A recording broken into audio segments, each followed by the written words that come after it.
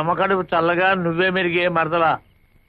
దూరపు చుట్టం అని చూడకుండా ఏదోటి తెచ్చి పెడుతూ ఉంటావు. 4 రోజుల నుంచి మనుషులు కనపడకపోయినా కన్నవాళ్ళు ఏమైపోయారని పట్టించుకోనటువంటి కసాయి వాళ్ళు ఉన్నారు ఇక్కడ. ఎవరి గురించి బాబు మాట్లాడేది? ఓ గొప్పిండి వాళ్ళ సంగతులే అమ్మ.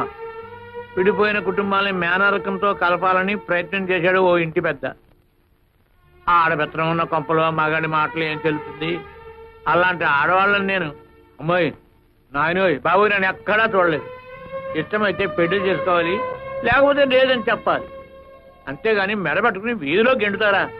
తన మేనల్లుడికి జరిగినటువంటి అవమానాన్ని భరించలేక ఆ ఇంటి పెద్ద వాళ్ళ అమ్మ దగ్గరికి వెళ్ళిపోయాడు.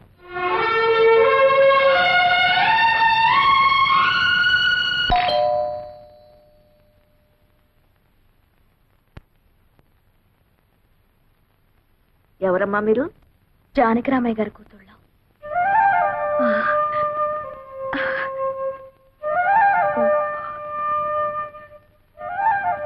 ఏ పని మీద వచ్చారు? మా నాన్న 3 రోజుల నుంచి పైన ఉన్నాడు.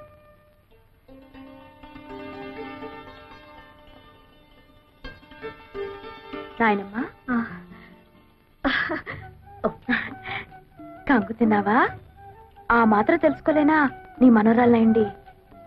నాన్నని ఐస్ చేసే కార్యక్రమం ఉంది కదా, అది పూర్తి చేసుకుని వస్తాను. నీతో ఎన్ని విషయాలు మాట్లాడాలి, సరేనా? అను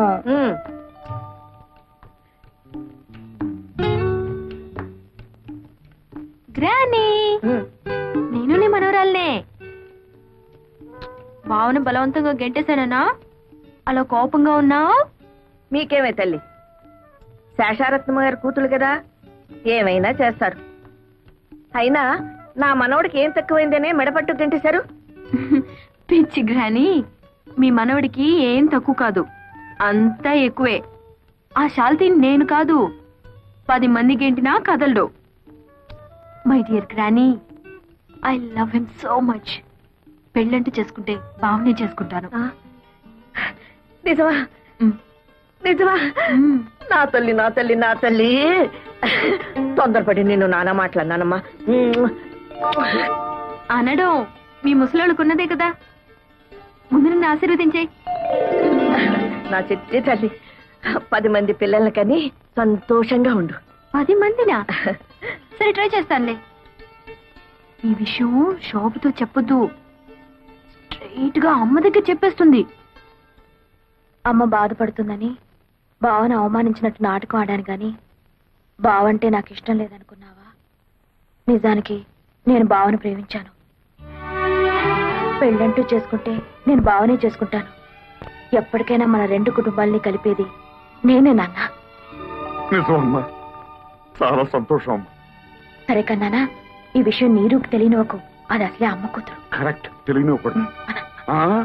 వెంటనే వస్తే మీ అమ్మకు లోకైపోను. ఇప్పటికే మెళ్ళ మీదే కూర్చుంది, ఇంకా లోకపోతే నెత్తినే కూర్చుంటుంది.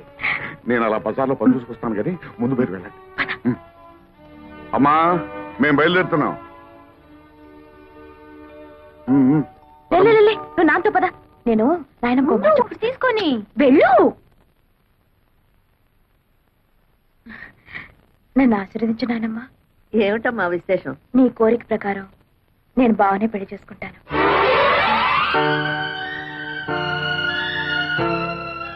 ఆశీర్వదించు నాయనమ్మా.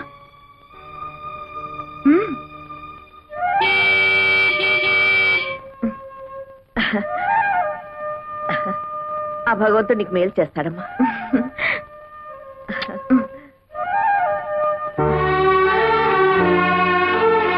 మన కొండే బట్టల షాప్కి వెళ్ళాం. నైటీలు అంటే ఏమిటమ్మా? నైటీలంటే రాత్రిపూట తొడుక్కునే గౌన్లు. అవి తొడుక్కొని ఏం చేస్తారు? గోడెక్కి గంతులేస్తారు. ముసల కబుర్లు నువ్వు. మమ్మీ, ఆ నైట్ గౌన్లు తీసుకోగానే చాందినిలో శ్రీదేవి కట్టిన శారీస్ వచ్చాయని కొండయ్య బంక మట్టిలో తగులుకున్నాడు. అమ్మా అమ్మా, శ్రీదేవి కడితే సుమారుగా ఉంది కానీ ఇదే చీర మీ అమ్మగారు కట్టుకుంటే చీరకే అందం వస్తుందన్నాడు.